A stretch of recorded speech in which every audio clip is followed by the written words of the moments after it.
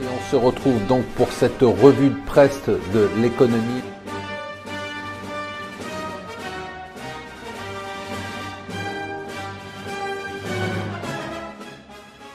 Bonjour et bienvenue sur Mon Financier pour le Morning Zapping. Nous sommes le mercredi 10 octobre et je vous invite à lire la newsletter. On a fait vraiment une spéciale retraite. Vous savez que c'est aujourd'hui que recommencent les négociations sur la retraite. Ça va durer des mois. Donc là, il y a des rencontres avec les syndicats, les patronats, on va avoir des claquements de porte, on va avoir des hurlements, on va avoir des postures, mais on vous dit à quoi vous attendre sur les retraites. Alors en deux mots, mais je vous conseille de lire puisqu'on a développé un peu ça, les bonnes nouvelles, c'est que vous toucherez une retraite. Voilà, le système de retraite ne fera pas faillite en France, il y aura toujours un système de retraite par répartition. Malgré l'allongement de la durée de la vie et le déséquilibre entre les actifs et les inactifs, la mauvaise nouvelle, c'est que globalement, vous allez devoir travailler plus longtemps pour toucher moins d'argent qui sera plus taxé. Voilà, c'est exactement ça. Et ça, vous l'avez compris déjà, hein, puisque l'épargne financière a dépassé les 5 000 milliards d'euros. Si l'épargne financière a dépassé 5 000 milliards d'euros, c'est que vous vous constituez une épargne de précaution pour la retraite.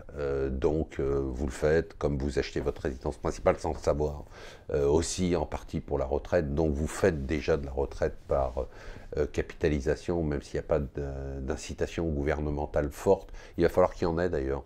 Il va falloir qu'on arrive à des produits d'épargne retraite. Pour l'instant, il y a vraiment que l'assurance vie, le PERP un peu, mais il a beaucoup d'inconvénients. Tout ça va arriver, va se mettre en place.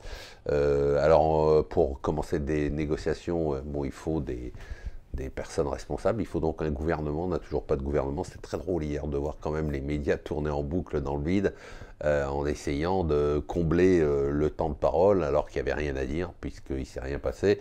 Il semblerait, c'est les rumeurs, qu'il y ait des dissensions entre Macron et Édouard Philippe sur les personnes à faire entrer dans le gouvernement, sur l'amplitude du remaniement.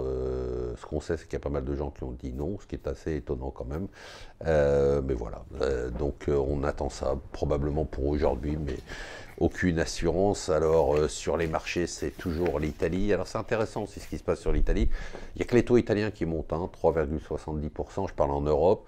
L'écart de taux avec l'Espagne est à un niveau record, ce qui veut dire qu'en fait les marchés ont peur de l'Italie, mais ne pensent pas qu'il va y avoir un effet de domino sur l'ensemble de l'Europe. Donc ça c'est quand même à noter, c'est rare. D'habitude quand il y a une hausse des taux en Italie, il y a une hausse des taux portugais, une hausse des taux espagnols, et puis aussi une petite hausse des taux en France. Aux États-Unis, la hausse des taux s'est calmée. Vous savez que nous, on regarde qu'un truc, hein.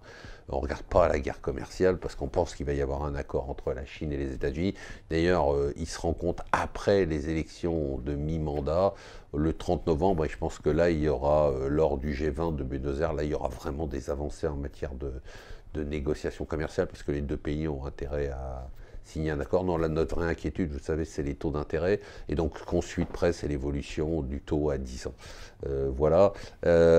Donc, voilà pour les marchés. Les nouvelles du côté des États-Unis, c'est que maintenant, c'est l'ambassadeur des États-Unis, représentant des États-Unis à l'ONU, Nikki Haley, qui était très bien, qui est parti et qui a démissionné. Et la Turquie qui tente une nouvelle mesure ridicule contre la hausse de l'inflation, c'est d'inciter les commerçants et les entreprises à faire un discount de 10% sur tous leurs produits d'ici la fin de l'année pour limiter l'inflation. Bon, vraiment, la politique gouvernementale et économique de Erdogan, c'est vraiment une blague. Voilà, moi je vous souhaite une excellente journée. Regardez la newsletter, vous saurez tout sur les retraites.